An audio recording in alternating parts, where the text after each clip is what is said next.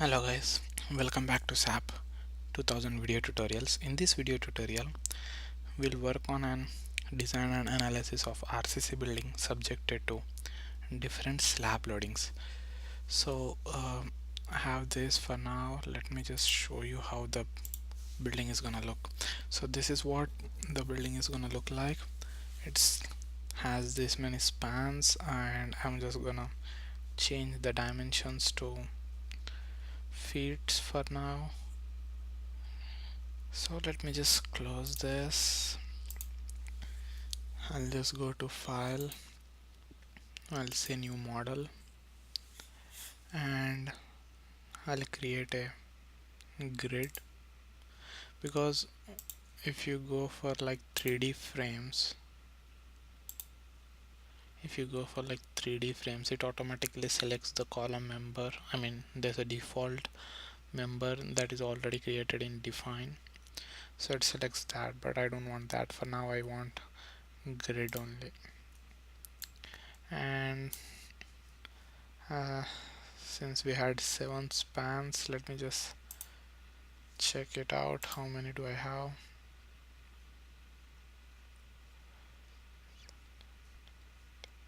So I'm gonna have 10 because we have two different dimensions over here. So in X direction I'll have 10, and in Y direction I'll say 4.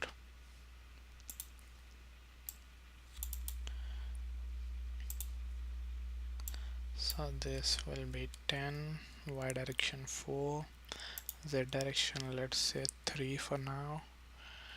And yep, this is tricky part. So since the dimension is in inches, what I'll do is I'll keep it as 15 feet for now. So 15 multiplied by 12 will be nothing but 180. And even in Y direction I'll keep it as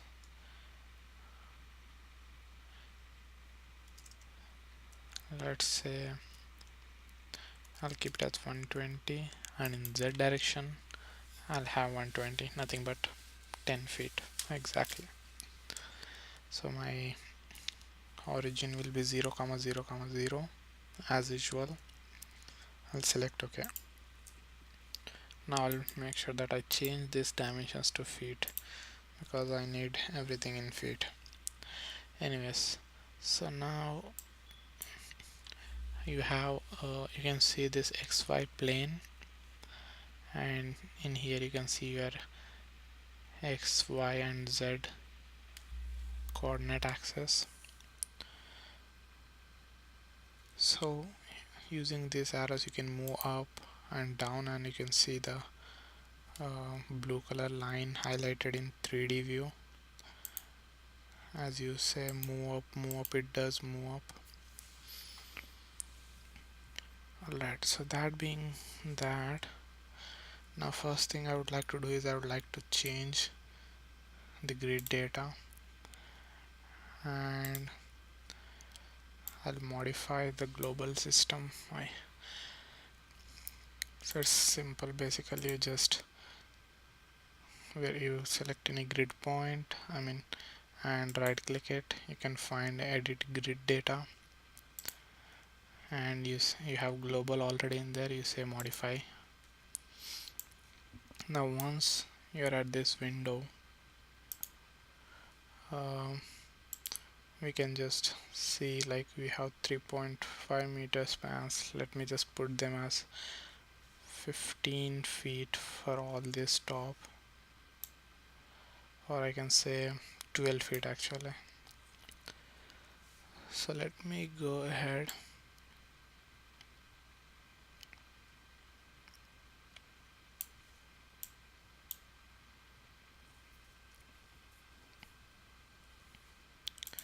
alright. So I'll have 3 12 feet, then I'll have something like 2 feet. So let's say A as 0, fine. B will be at 12 feet, C will be at 24 feet, D will be at 36, E at 38, and F at, so this I'll say 7 feet, nothing but that will make it as 45, and then I'll repeat the same actually.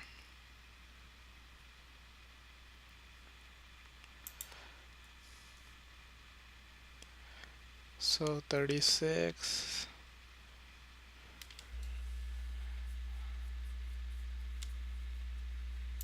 let's call it 37, and make this as 48, sorry, 48. As you see, I am trying to keep the dimensions in multiples of 12. So this will be 60 and this will be 72, and that 84, and then last one as 96.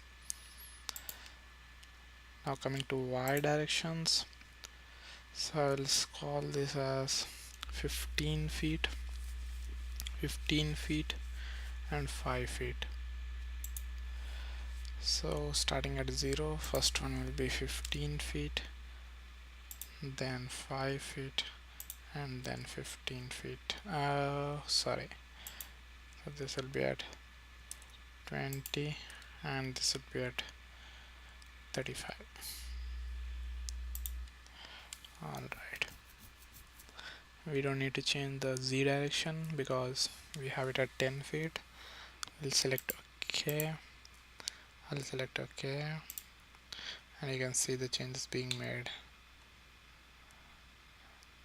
but this looks really small, and I think we need to modify a little bit of grid data because I needed one more grid line. So let me just again go back to my edit grid data options. I'll modify my grid data,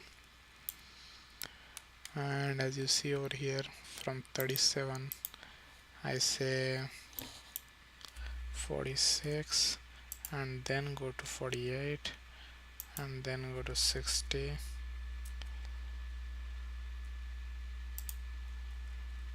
then it will be 72 and 84.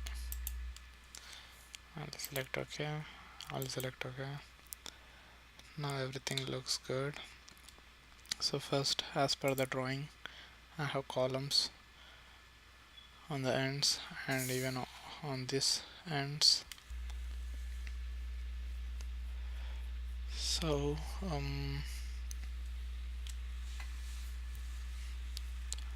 I'll just have those.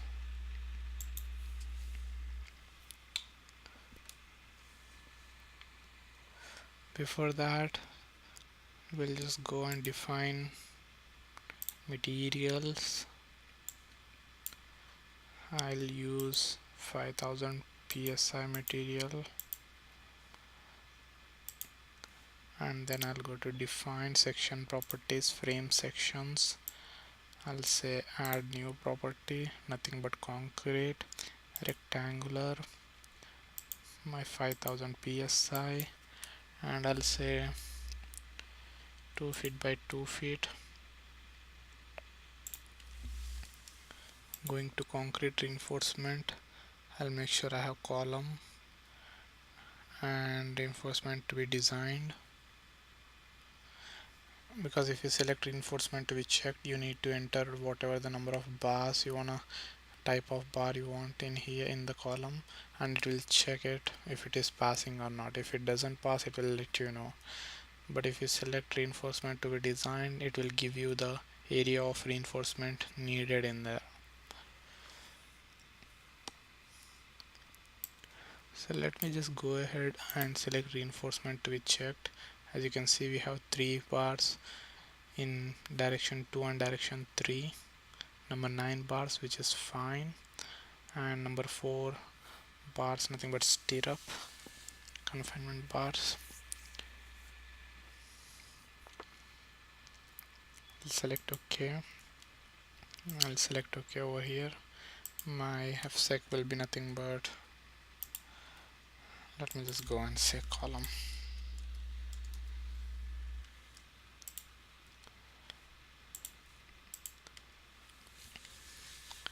So that being that,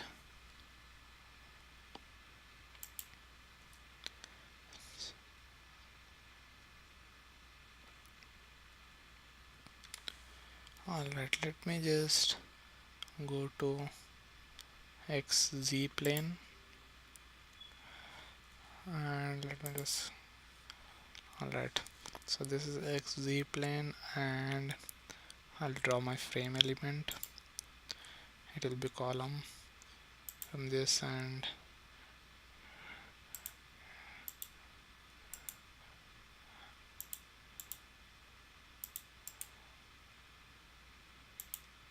so you can, oh my god, I drew it wrong, sorry about that. You can see it in your 3D view how the column is drawn. Okay, coming to this tricky part, we will need second grid. Oh shit.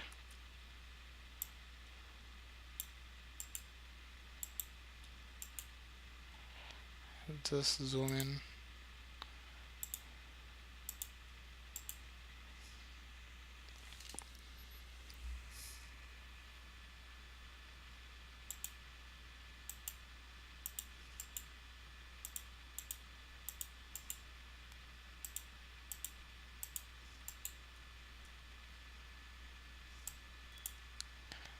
And looks like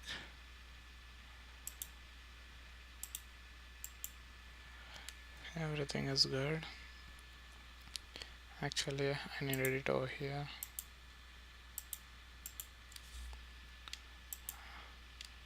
And I'm gonna remove this too. So now this is the columns on this end, and I need the columns on the other end too as per my drawing. So before that, I'll just replicate this on this dimension, on this coordinate axis. So what I'll do is I'll just select everything, and as you know, my coordinate axis is Y in that direction. I'll go to edit, replicate, Y direction, and I'll say 15 feet because it's going in positive. I'll select OK. So your columns are drawn for you over there. And the next thing I want is just these two columns to be drawn.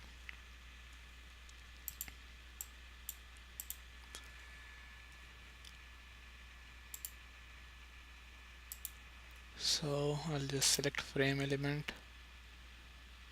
going from this end to here and there, and then again from here, here, there. Now going for the last coordinate axis,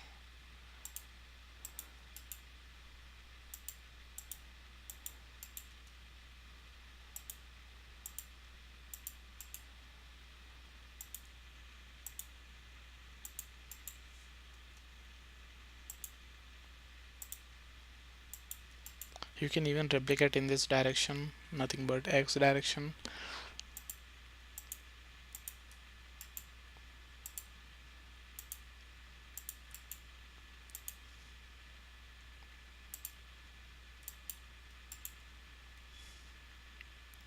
Alright, that being done, I'll select escape.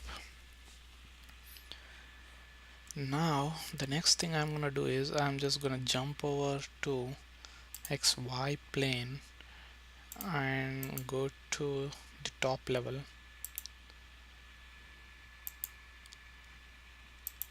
So at Z equals to 20 feet. Okay, now as per my slab,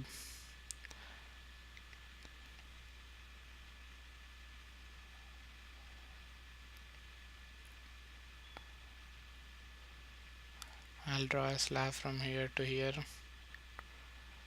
Actually this will be the whole element. Let me just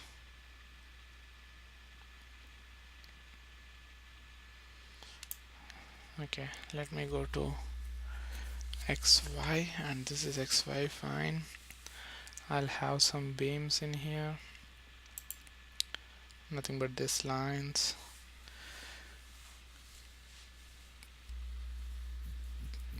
Or we can just go with slab. I mean, this is just for representation purposes. In reality, you will have a concrete building with columns, beams, and then slab.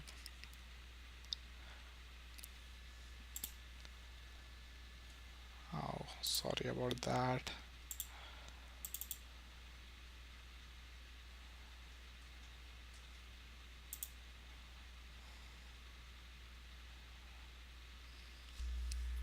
Fine.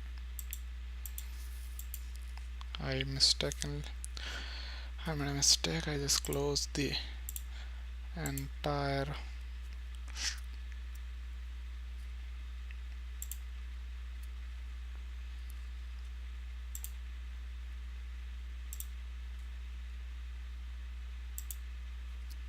alright, this is good. So the next thing I'll do is I'll define an section property, nothing but area section, and in here, so first you have over here shell. You need to select shell, then you go to add new section, and here you can see a lot of options. So you have shell and plate option, and so the plate option, nothing but plate element only considers the in plane forces, whereas for example if you have a slab which has out of plane and both in plane forces, you need to use a shell element.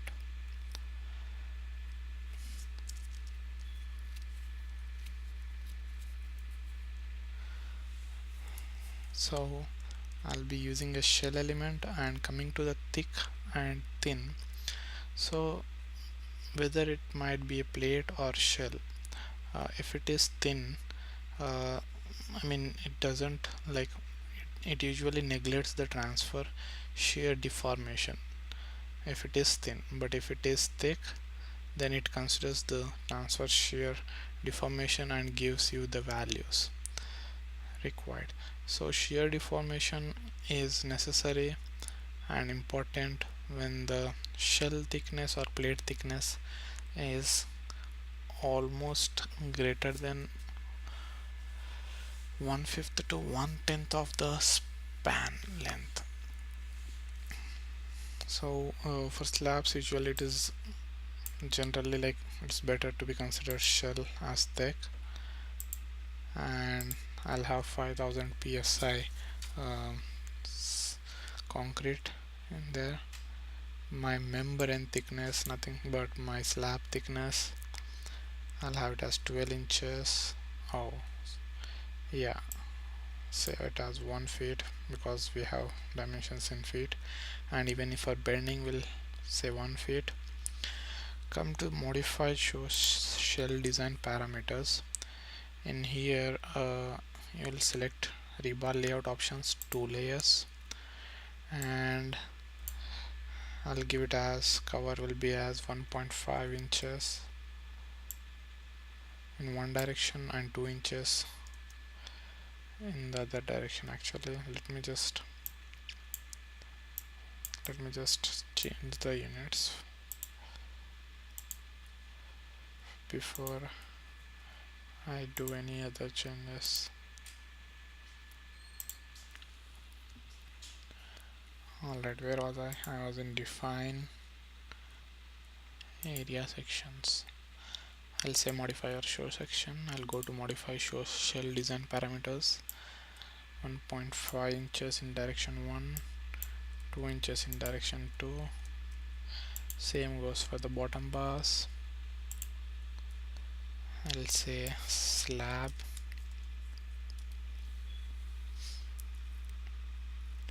and I'll select OK. Now coming for area element, you can find these both elements.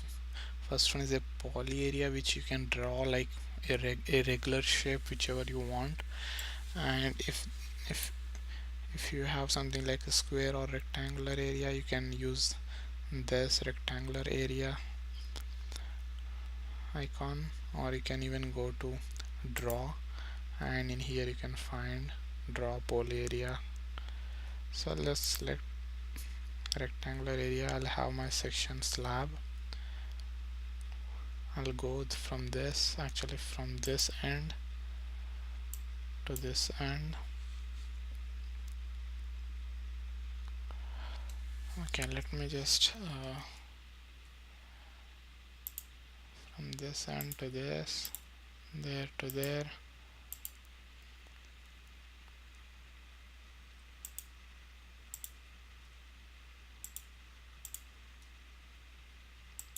So I'm just ending my slab element wherever the column is ending. Actually, let me go from here to here. I mean, I'm ending at node points wherever I want it. Okay, that was not what I wanted. Let me go for this.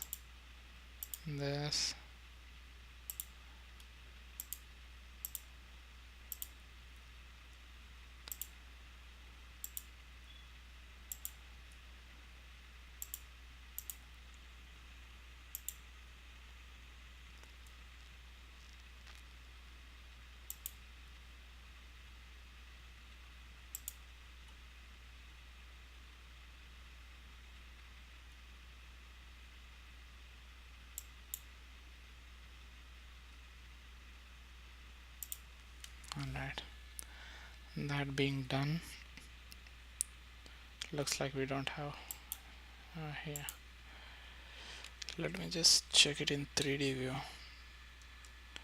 Do I have it everywhere? Alright, in order to turn off this grid, I'll select Ctrl D and it's turned off. Now you can see the red lines, which are nothing but my slab elements. So what I'm gonna do is I am just gonna select all the slab elements and I'm gonna just do replicate thing. Replicate, say 0 and -120 because we are going in negative direction. I'll select OK. Well, there you go.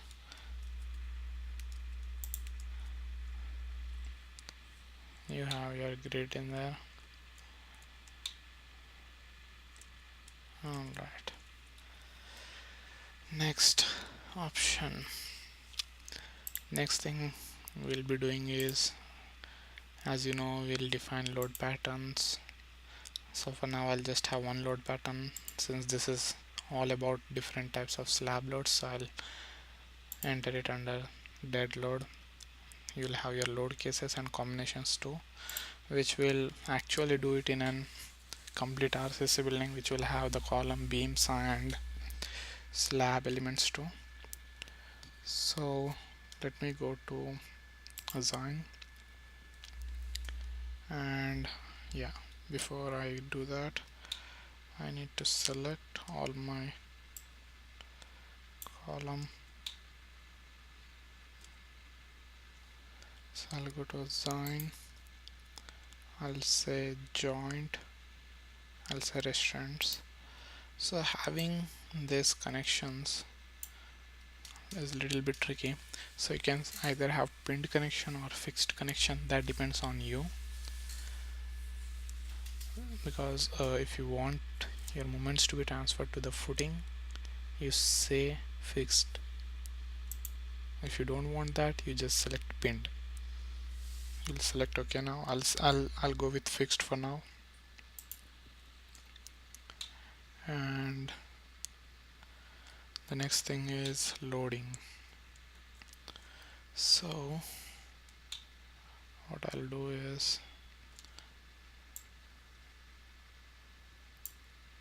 I'll select that,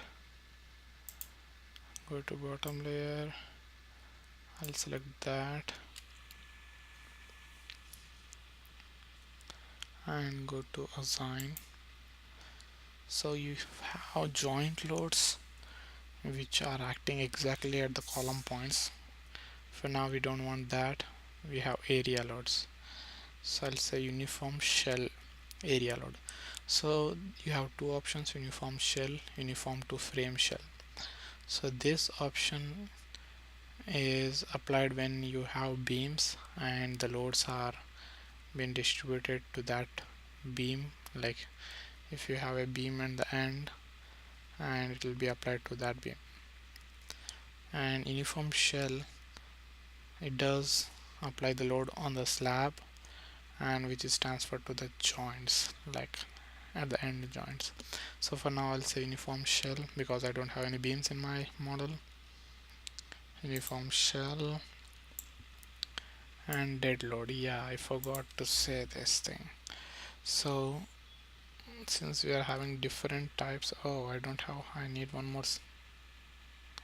Looks like I'm missing slabs.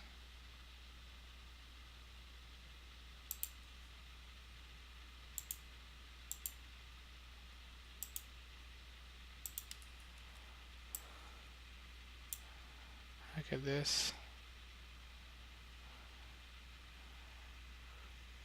looks good. Now let me just check it on bottom level.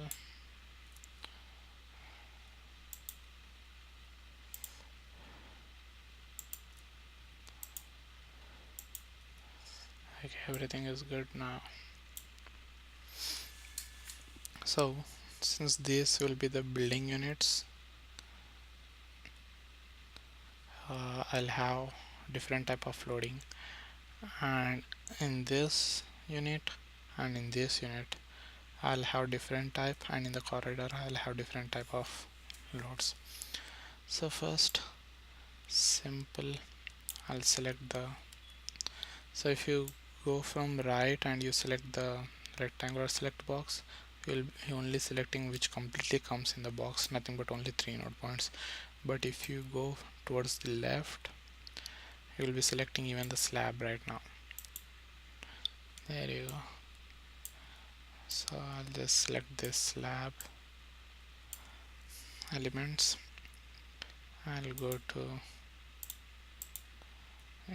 bottom one, I'll do the same. Typically the dead and live load used in buildings typical is dead load is 25 psf and live load is 40 psf. So I'll assign that total 65 psf. Uniform shell, I'll say 65, and direction will be gravity because it's going in downward direction. Select OK. Now if you want to see your loads, I think you can see it.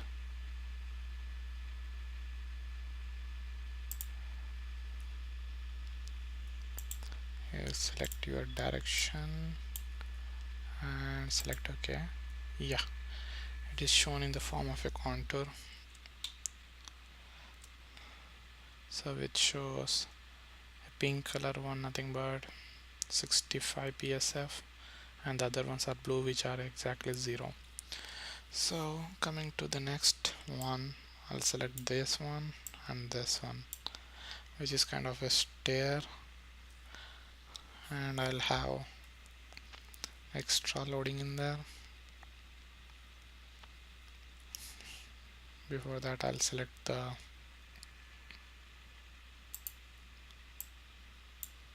slab element of top floor 2. I'll go to assign area loads, uniform shell. I'll say 150 psf.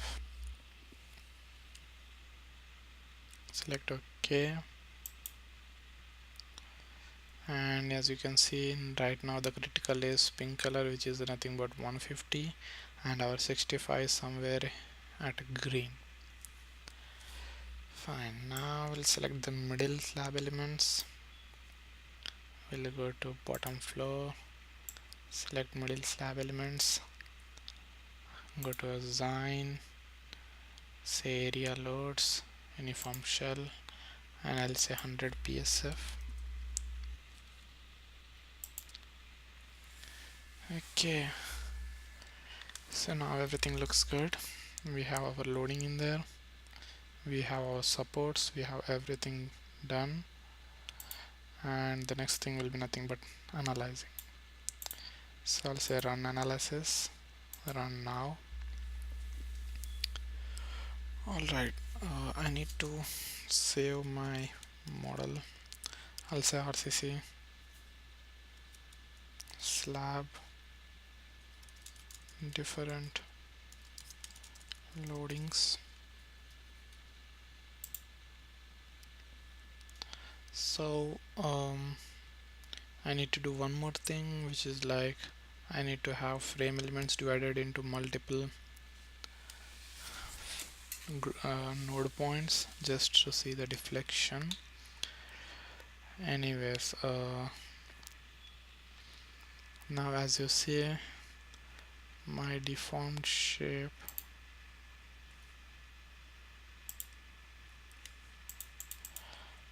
I'll just go in here.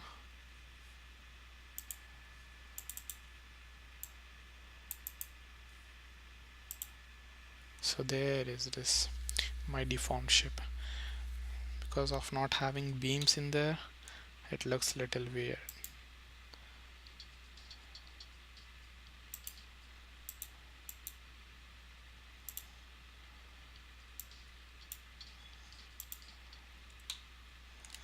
For some reason the animation isn't playing properly. Anyways, what I'll do is I'll just go to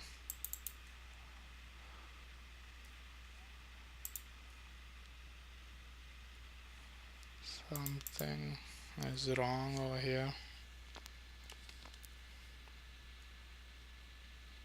Yeah, everything is fine I think right now. I'll just let's see if it plays the animation or not. No, it's not playing. Alright, let me go to deform shape. In here I'll say draw displacement contours on area objects, and I'll select UZ, which is nothing but my deflection. I'll select OK. So as you can see there, the deflection is really high because we don't have any kind of support over there, we don't have any beam, and which is 700 inches, which sucks. So what we'll do is we'll have the beams underneath it now, and we'll check our model how it looks. So let me just go unlock it.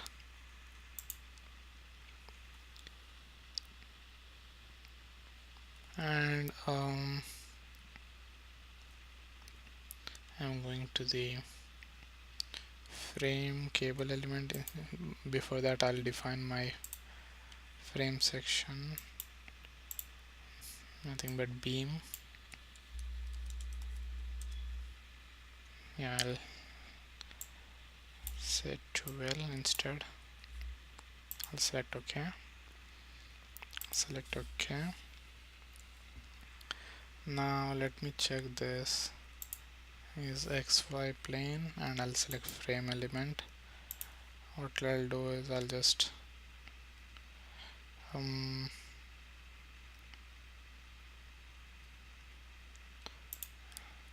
there to there, I'll have it underneath the columns.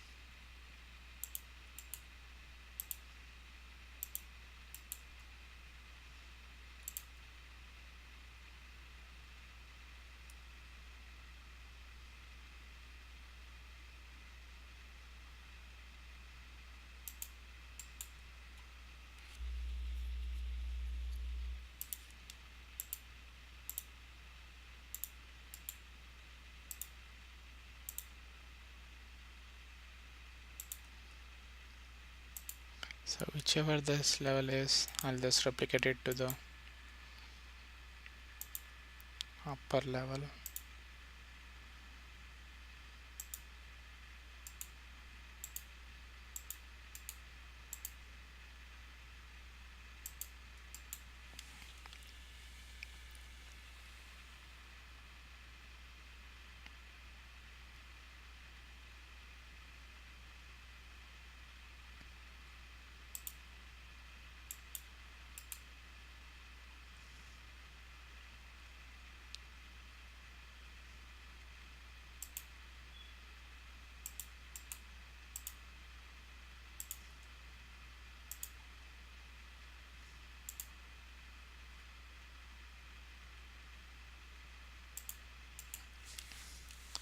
Okay, fine.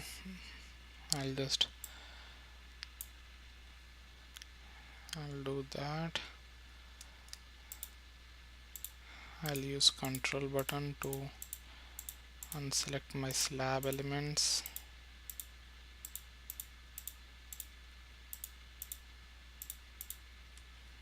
I'll just go to edit, replicate in that direction, nothing but positive 120. Okay, everything looks good, but except for few items. Let me just, alright, is there? Okay, there I have it. Now let me run the analysis again and see if that changes anything.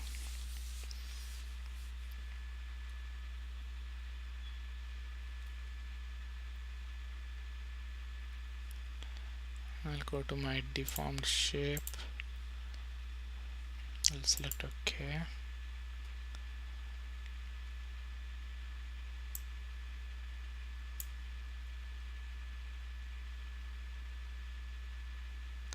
C196.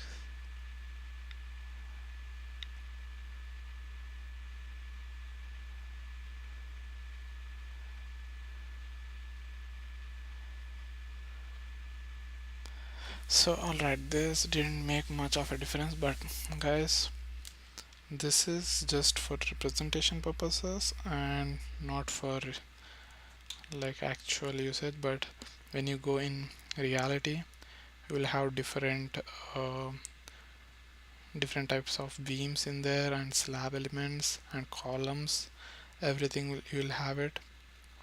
And this again, you don't have a column underneath that beam, so it's just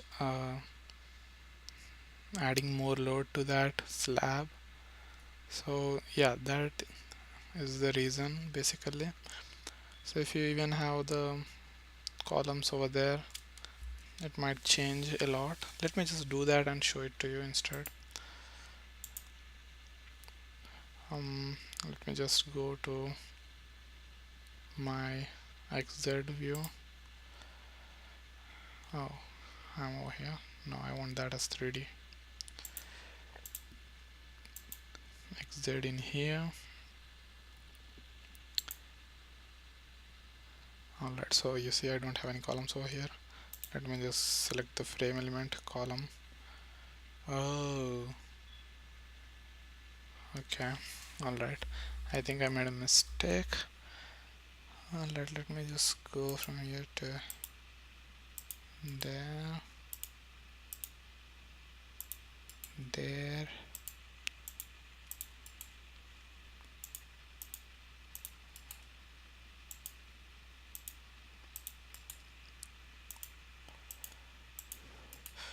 Okay, now let me just select this member and see the properties of it. So it's say the section property is still column and I needed a beam. So what I'll do is I'll just go to select options.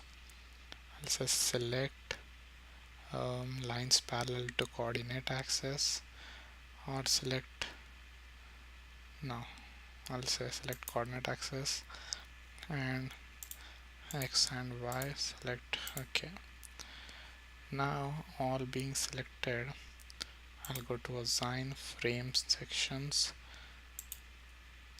I'll say beam, select. Okay, now beam is assigned, we have columns, everything is fine. Now let me just run it and hopefully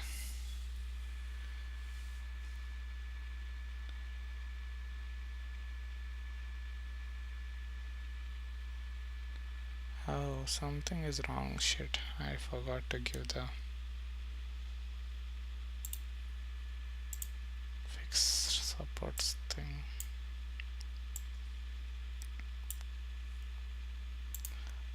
Assign restaurants fixed, select. Okay,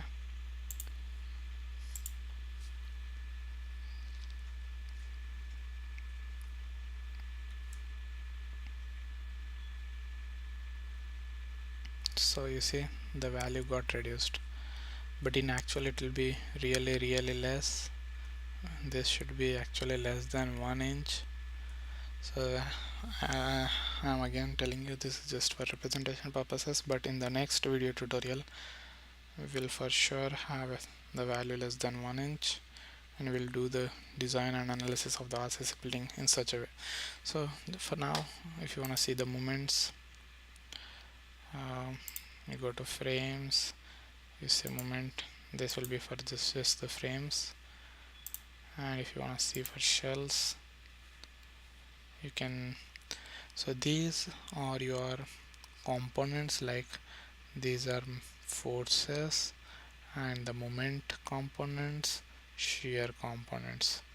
So I don't want all this, I'll just go for concrete design, and this again in concrete design, this are your forces components, and this will be your steel, area of steel, top and like in direction 1 and 2, and this end design one will be nothing but I think it is the addition of this two, and over here you have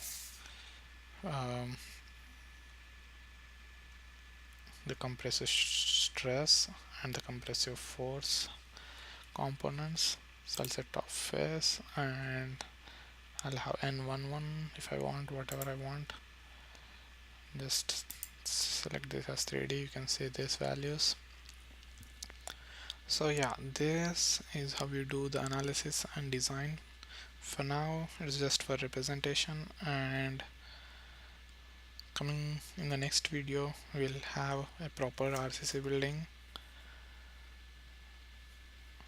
or we might do a wind load analysis first and then we go for a complete RCC building, which would include all types of loads and all types of building parts, nothing but column, beam, slab, everything. Okay guys, thank you for watching this video.